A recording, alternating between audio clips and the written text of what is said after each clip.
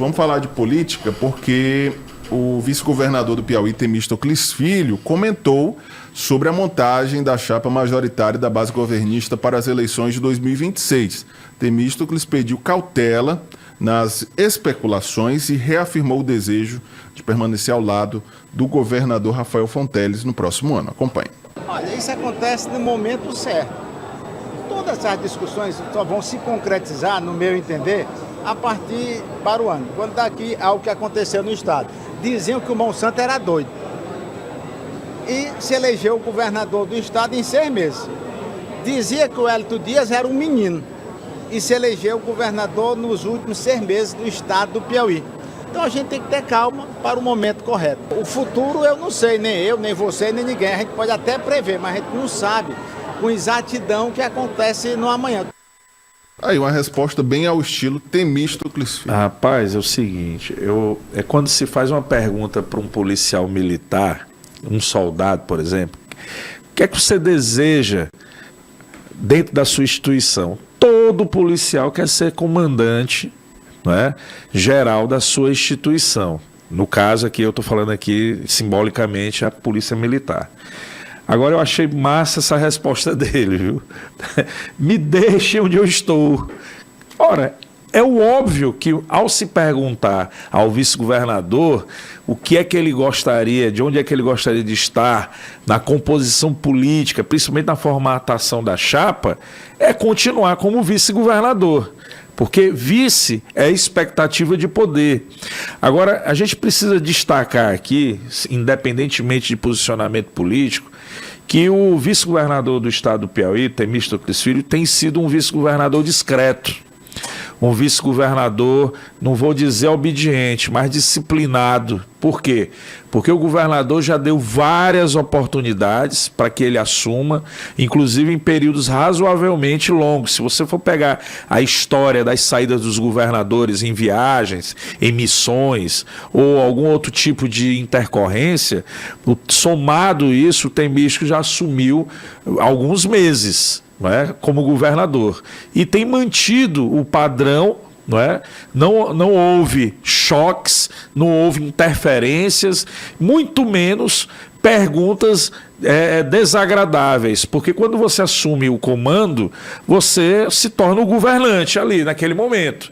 Todos se tornam servidores obedientes ao mandatário que está com a caneta na mão. Não é isso, Magalhães?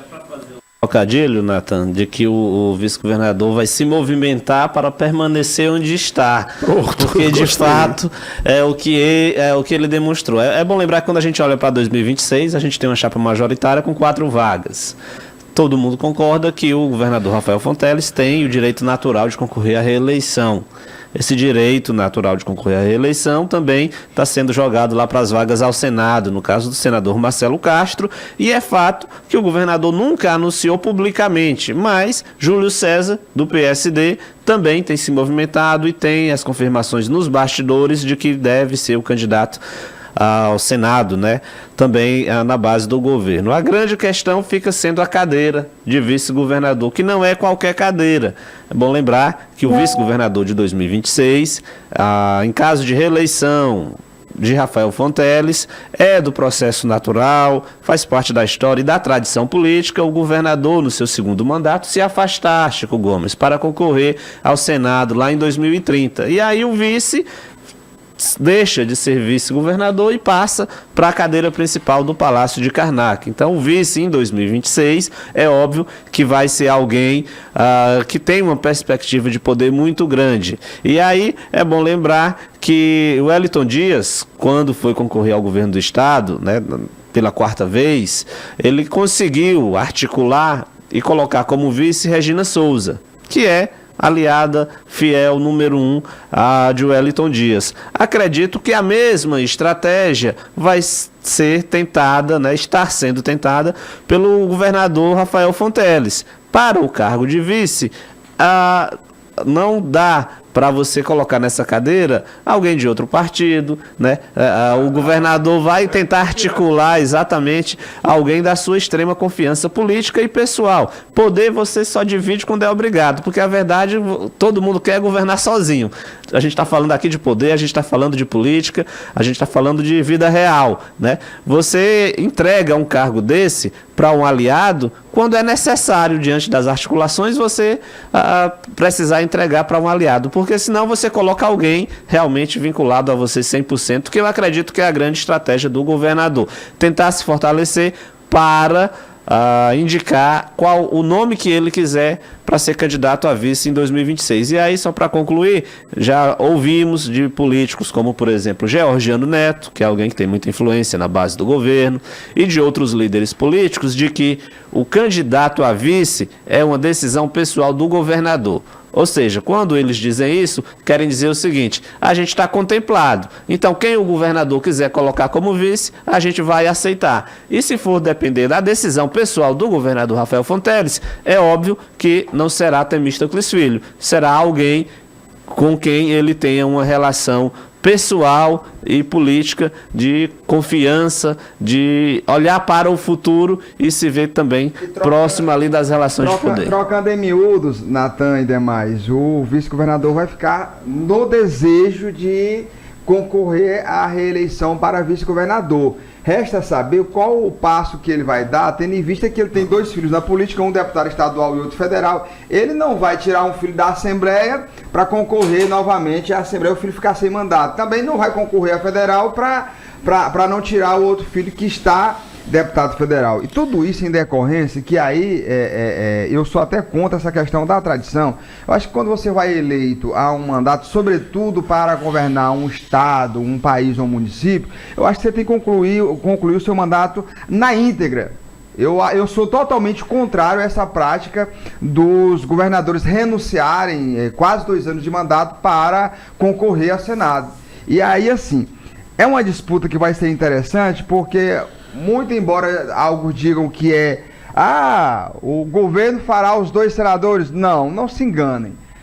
Vai ser uma disputa muito bem feita, muito acirrada, mas é que eu não vou afirmar categoricamente, mas digo aqui, Ciro Nogueira muito provavelmente segure o seu assento no Senado, e aí vai ficar uma briga muito disputada para que o governo faça um ou outro senador. Resta saber se o senador Marcelo Castro se reelege ou se o outro que for compor a chapa que vai ser o eleito.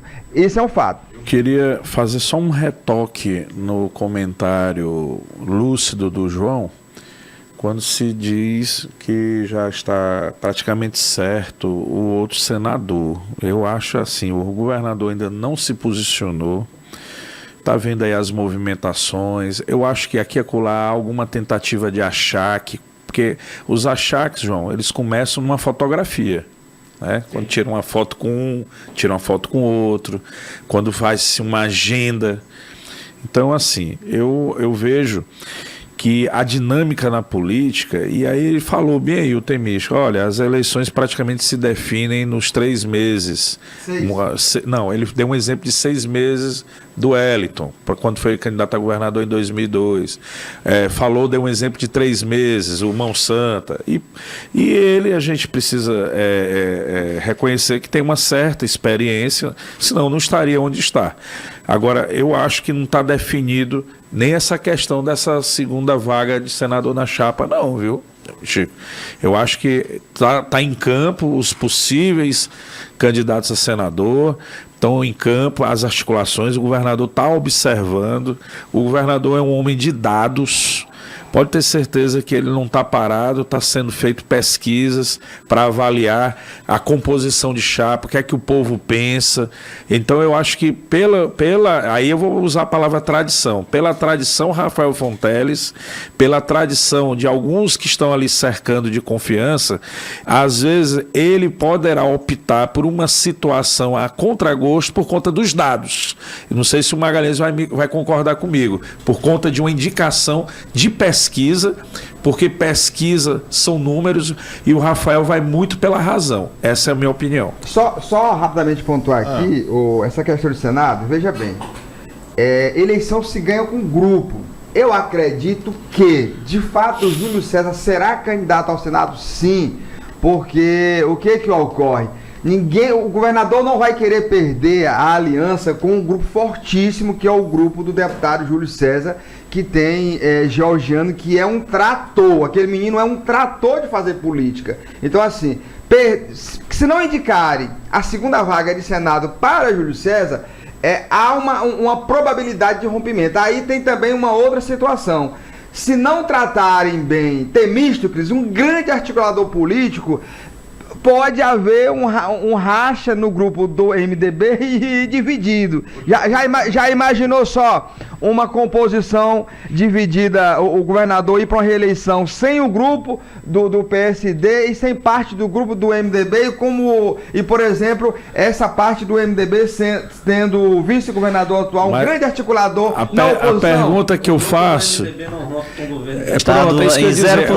A possibilidade é 1%. E o Georgiano, se o pai dele não for candidato, não rompe também não, meu filho, porque ele é candidato a deputado federal, vai arriscar o mandato de estadual colocando o irmão. Mas aí você acha... Ele é deputado federal na oposição, na situação, de qualquer jeito, o Georgiano será deputado. Eleição é eleição. Eu não estou dizendo que ele não pode ser eleito. Eu estou dizendo que eleição é eleição e existe a questão da margem de segurança. E o efeito colateral. O pai arriscando ser candidato a senador fora da base do governo, se envolve estrutura, compromissos. E esses compromissos, mesmo ele estando na oposição, a oposição garantindo a vaga do Júlio César de senador, é outra história. Você deixa de estar na mesa do governo, você deixa de ter estrutura de governo, o olhar de um governador bem avaliado, o pedir do voto do governador também tem peso.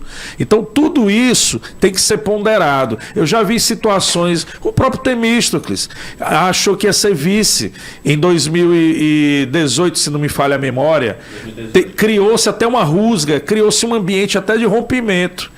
Foi o que aconteceu. Mas foi compensado com a eleição de Marcos Aurélio. Sim, mas ele não deixou de ficar chateado, não. Ventilaram a possibilidade, inclusive, de barrar a reeleição dele na Assembleia. Porque ele, Temístocles, ficou reticente, ficou magoado, machucado, por ele ser conhecido como um cumpridor de acordo político. Então eu quero deixar claro que o deputado Júlio César, pré-candidato a senador, o Georgiano, o trator quebra, meu filho. Trator que não é lubrificado, trator que não é abastecido o tanque, ele para. Okay. E quando ele para, ele deixa de realizar as obras e os movimentos.